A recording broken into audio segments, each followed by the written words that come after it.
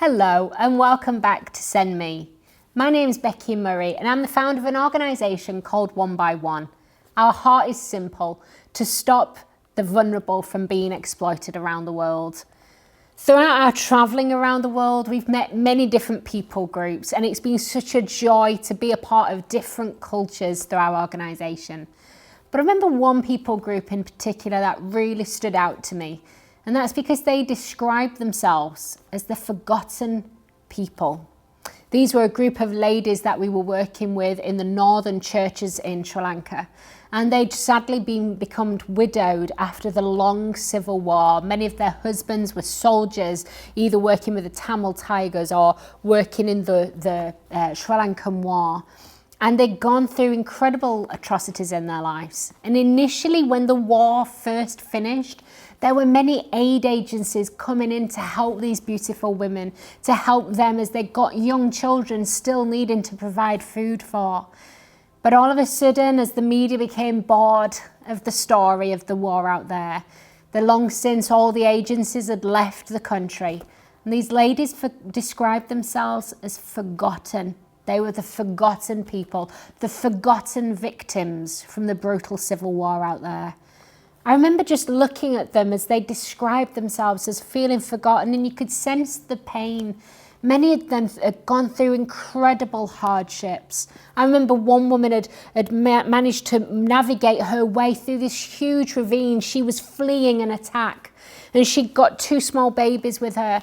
And as she's fleeing this horrific attack upon her and her children, she couldn't no longer carry both the children through the ravine. And then in that moment, she had to make this awful decision of which child she was going to let go, because she couldn't carry both. Everyone around her had already got their hands full, carrying either their own children or their own belongings. And she just had nowhere to turn.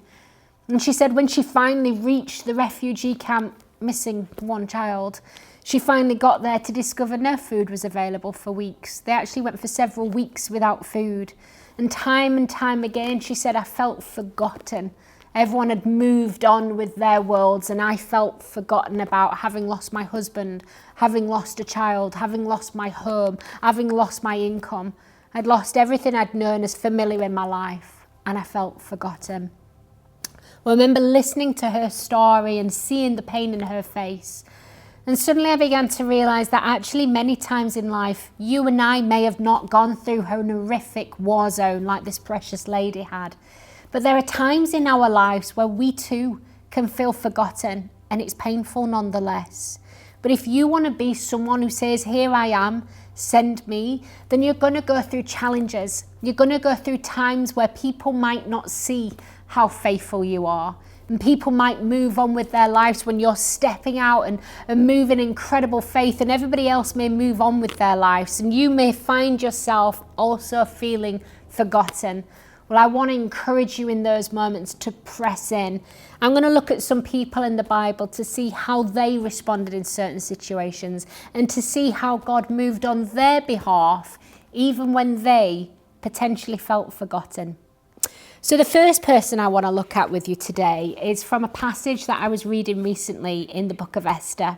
The book of Esther is this incredible story of how God came through for the Jewish people. And he did it through a young woman who was simply available. And we see God move in the most powerful way. But recently, as I was reading that account, all of a sudden, Mordecai jumped off the pages to me. You see, Mordecai discovers an attempt on the king's life. Mordecai is going about his business, and he suddenly hears two guards talking. Now, these were guards who were supposed to be keeping the king safe, and yet they were the ones plotting to assassinate the king. Well, Mordecai overheard this, and so he reported it to Esther, who then went on and reported it to the appropriate channels, and the king's life was saved, and the plot was thwarted.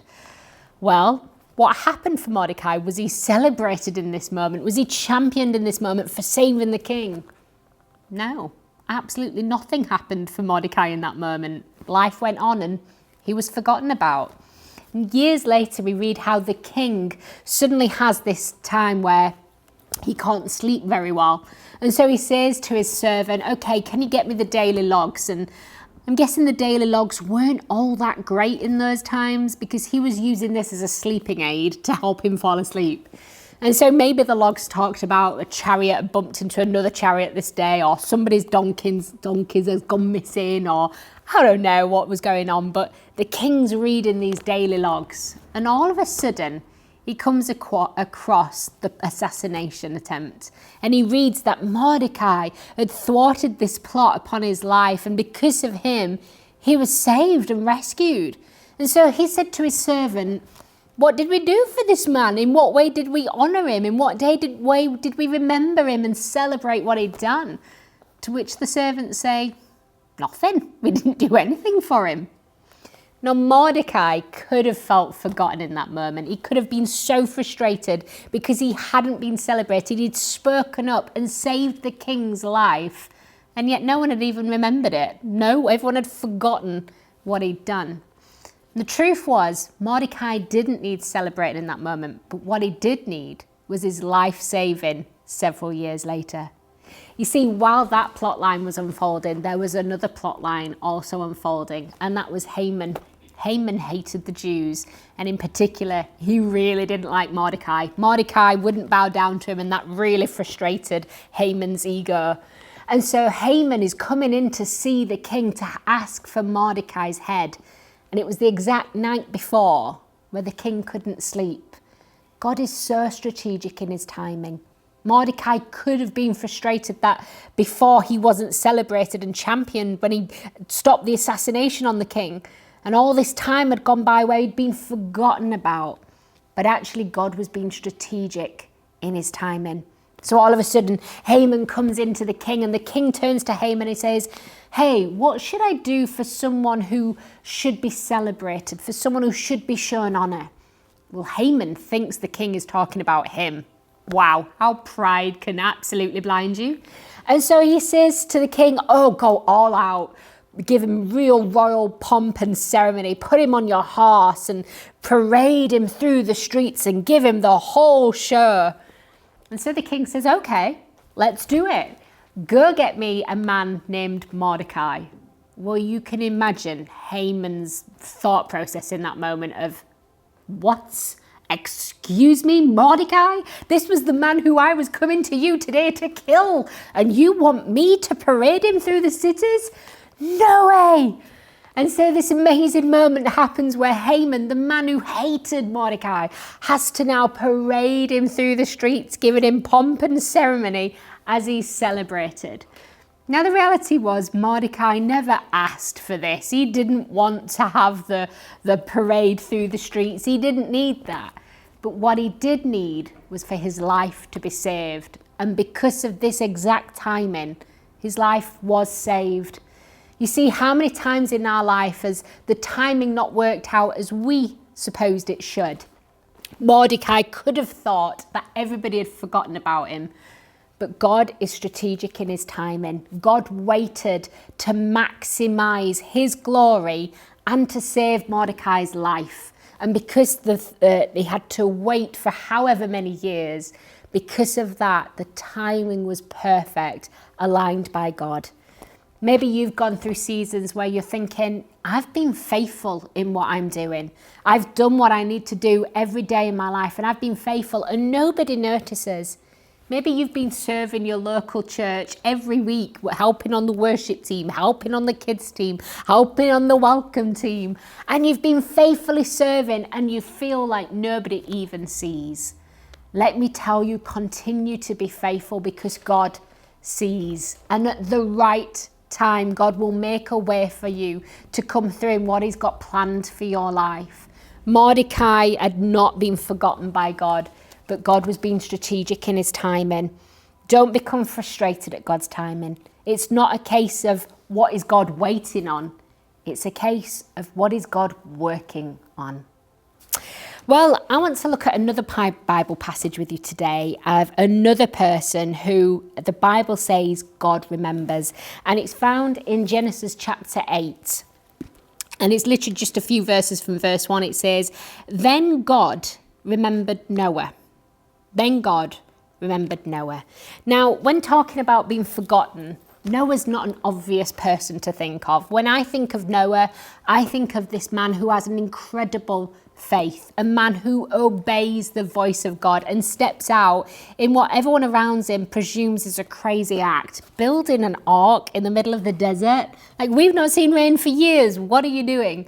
But Noah, in his faithfulness, builds this ark. And so I think of Noah and I think of faith or boldness and obedience to God. But chapter 8 kicks off immediately with the words, "Then God remembered Noah." So does this suggest that God forgot Noah? Did all of a sudden God come along and think, oh yes, there's the family and all those animals swimming around out there. Oh yeah, I need to remember to look after them. Absolutely not. God had never forgotten Noah and everyone on the ark. But what the scripture means here is that when it says God remembered Noah, it means that when God looked on the earth, he remembered to have mercy. Is that not the continual Bible story? That God again and again looks down on the earth and remembers to show mercy again and again. And he did it with Noah. He looked down in the midst of the flood and remembered his promise over the earth. So how did God remember Noah? Well, firstly, it says in Genesis 8 and verse 1, it says, "And God made a wind pass over the earth, and the waters subsided." So God sends this wind that blew across, and all of a sudden, these waters gradually begin to recede. Isn't it interesting how in our lives too, we don't get into trouble overnight. Often it's daily decisions that can lead to troubles arising in our lives. And God will come in and take us through those seasons. There's often not a sudden, all the water's disappearing. God often moves in a gradual way through our lives where every day he shows faithfulness to us, where every day he remembers us and the troubles in our lives begin to subside as God comes in. I remember when COVID-19 really began to hit our lives, and it was spring of 2020. And I remember thinking, okay, in a few months, this may have passed. And by the summer of 2020, there were glimmers of hope as life began to look a little bit more normal. Shops were beginning to open again and restaurants were beginning to open again. And the government in England even did this whole initiative, Eat Out to Help Out scheme. And it was great as it looked like life was becoming normal again. And then suddenly autumn of 2020 came around, and with that came new variants and more shutdowns as we again had to go into isolation. And I remember thinking, when is this going to be over with? And going through the hard stuff, we often want to rush past it. I remember coming through hard times in my life where I've literally used the words, I want to be at the other side of the story already. And we want to rush past because we just want to get through the hard stuff. But you know, there's something about going through the journey that God honours. As we go through the moments of the hardship, God remembers us. So many times we want to rush on and walk in that new season that feels better and feels fresh. And I'm sure for Noah, being in the ark for over a year, he just wanted to rush on. When's that dry land going to come? When are the flood's waters going to recede? And I want to speak over your life today. I don't know what problems surround you. Maybe problems are so surrounding you that you feel you're literally drowning in flood waters. Well, I want to tell you, just as God remembered Noah and the flood waters began to subside, so God will send a wind into your life and the flood waters of life will subside. You see, we all go through incredible encounters where in one moment God can bring us through into incredible victory. We've seen that in and through our lives several times. But equally, we see God many, many times bring us gradually through as he begins to subside the waters. Sometimes there's no quick fix moments. And for Noah, God sent a wind to gradually subside the floodwaters. Secondly, we know that God remembered Noah because he sent him signs. Noah was looking for signs of when he could finally get out of the ark. He'd been on the ark for 1 year and 17 days. That's a long time of working in the ark. And so he was looking for signs of, well, when can we get out? I think so often we can all endure hardship when we know it's going to end. But it's the not knowing that's so difficult sometimes. This can relate to financial pressures. It can relate to going through pain. It can relate to watching a loved one suffer. I remember when my dad was ill, it was the last week of his life. And my mum called me. I was in the office kitchen at work, and I suddenly received a phone call from my mum to say, the doctors have said, this is it. You need to come and be with your dad. Well, I remember thinking, surely she's got it wrong. I mean, he'd only gone into hospital with a urine infection. Like, how can this be it? My dad had been suffering with Alzheimer's for some point, but was nowhere near death's door. I remember just the panic of that moment thinking, what? No, this can't be. And living a whole county away from my parents, driving up the large motorway seemed to take forever. And upon finally arriving, I discovered my dad had contracted pneumonia whilst being in the hospital. And because he'd had so much antibiotics already, his life just couldn't fight it anymore. And the doctors had said, this is it. While we sat round my dad's bedside, there was my mom and my two sisters and myself, and we all gathered around his bedside waiting for him to pass. It actually took 7 days before he did pass on to eternity. But in those 7 days, watching him struggle for every breath was insanely difficult. I longed that my dad would have a peaceful passing, just like other family members had. My dad was such a good man who honoured and loved God greatly, and I longed for him to have a pain-free passing. And those 7 days felt so long and so brutal. I remember the final day when he did pass on to glory, of this bizarre feeling of relieved he was no longer in pain and struggling, but at the same time, this real sad loss of my dad. And sometimes we can endure things if we know when it's going to end, but the going through it is so difficult, not knowing when is this going to be over with already. And for Noah, God sent him signs to bring reassurance. So firstly, Noah sends out a raven. He's probably thinking, will I ever live on dry ground again? And he sends this raven out, and the raven flies back and forth, but it doesn't return.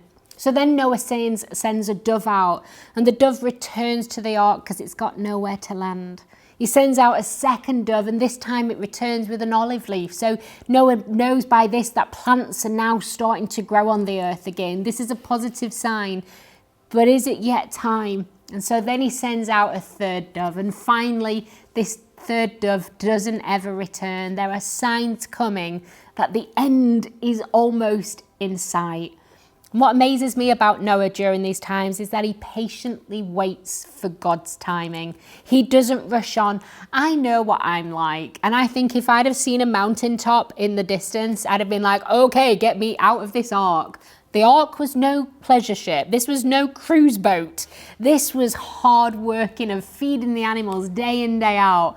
And I'm sure if I'd have seen a mountaintop in the distance, that would have been it. I'd have been climbing out of the window or taking the hinges off the door and swimming across because I'm desperate to get back on dry land after being in the ark for over a year. And yet Noah patiently waits for God's timing. God brings the waters, brings a wind to subside the waters. He then brings the signs through these beautiful birds. And Noah waits for God's timing. I remember a few years ago, I was applying for a visa to get into Pakistan. And my flight was taking off in the early hours of Monday morning. And I knew that the High Commission closed at 5 p.m. on the Friday. It was shut the whole weekend. And it got to the Friday afternoon. Now, weeks before, all the people I was traveling with had already got their visas. And yet I'd been sent challenge after challenge after challenge from the High Commission of they need this paperwork and then they needed this paperwork. And I'd submitted everything but was still being declined. Well, I was full of faith that my visa will come through at the appointed time, up until the Friday. When it got to the Friday, the last day of the embassy being opened, I began to buckle. I was so nervous that I wouldn't get a visa and that I wouldn't be able to go out for the opening of the safe house out there. I remember being so nervous and losing all hope. And then at about 4 p.m. in the afternoon, I received a phone call from a friend of ours who worked in Parliament. And he said, okay, I'm going to call the embassy and try and put a good word in for you. Well, I knew the embassy closed at 5 p.m. and it was 4:30 p.m. and I had heard nothing. And I remember thinking, I can't go. everybody else is going to be able to go, but I won't be able to be there for the opening of the safe house. And I was so disappointed.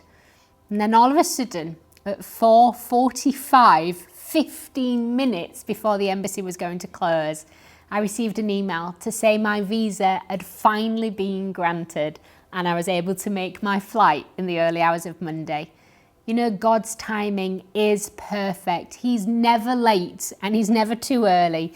God's timing is perfect in our lives. And if there's anything we can learn from Noah, is we're not forgotten. We can rest in God's timing.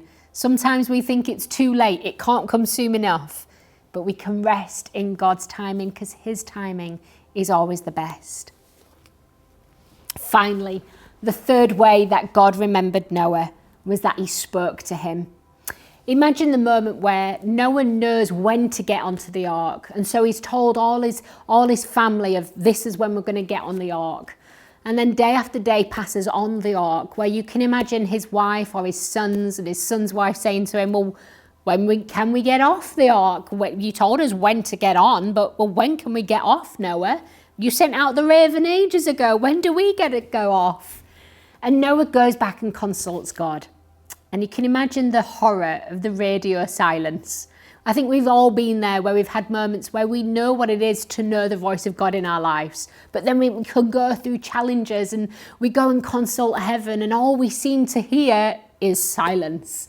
And that heartbreaking moment. And sometimes when you're a leader or you're running your business, people come to you and expect you to have all the answers. And when you go and consult God and you can't hear anything, what do you do then? Well, Noah remained faithful. In the days of the silence, he waited and he patiently served. He carried on feeding the animals, tending to his duties on the ark. You know, there's so much to be said for faithfulness. If you're going through a season where you feel forgotten, let me encourage you to remain faithful.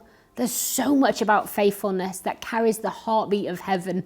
It's not the glamorous side of life. It's the daily being diligent, being a person of integrity, being a person of faithfulness, a person who's true, a person who's willing to serve in the seen and in the unseen moments. And for Noah, he waited. And then the voice of God came. In verse 16 and 17, it says this in chapter 8.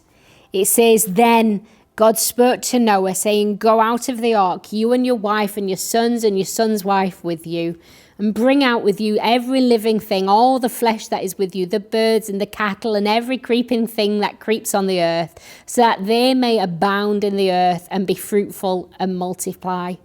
So God finally speaks to Noah and Noah goes out. But what I love is what Noah does next. You see, God had not forgotten Noah. He was very much watching Noah all through that season. But when Noah gets off the ark, do you know what the first thing he does? When you carry on reading in chapter 8, the very first thing Noah does is he builds an altar to God. You see, maybe you felt forgotten about. Well, let me tell you, God's not forgotten you. But likewise, please don't take your eyes off God.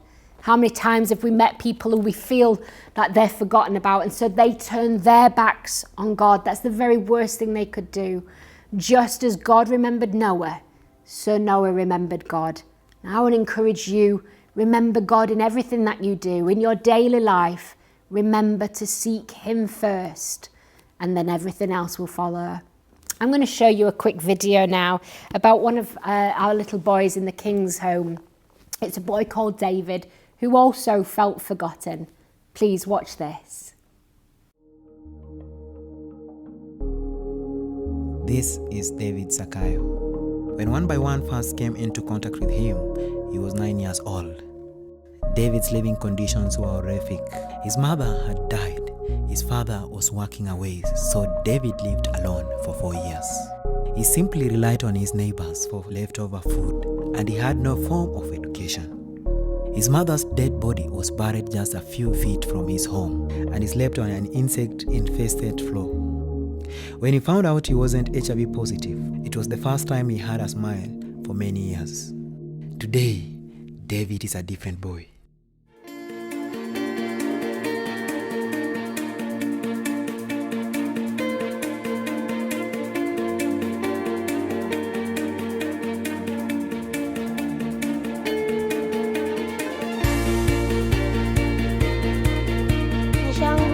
life is better now at King's.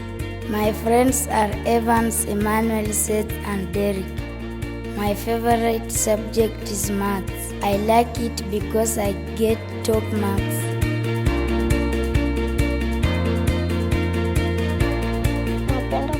My favorite sport is soccer. I love to play with the boys at King's.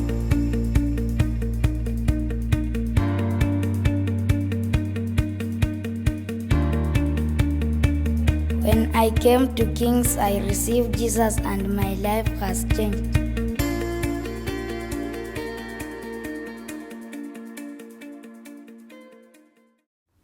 You know, it's amazing to watch the change in the children's lives. You know, when David first moved in, he thought he'd been forgotten about. When I first met him and our team first met him, it was literally eating grass and worms to make it from day to day. And yet now I see a little boy who loves football, loves Jesus, loves his life, and seeing God change him and bring hope and life has been incredible. Maybe you can help sponsor a child like David. Well, if you want more information about child sponsorship, it's £18 a month, that's $30. Please go to the website to see how you could become a child sponsor today. That's onebyone.net, and you can read stories like David's and many other of the children in the King's Care, and you can be a part of their life. You can write to them, invest into their lives. I want you to know that just as David wasn't forgotten, just as Noah wasn't forgotten, just as Mordecai wasn't forgotten, in the same way you, my friend, have not been forgotten by God. He's got a plan and a purpose for your life. All he's waiting for is your yes to say, "Here I am, send me." Until next time, God bless.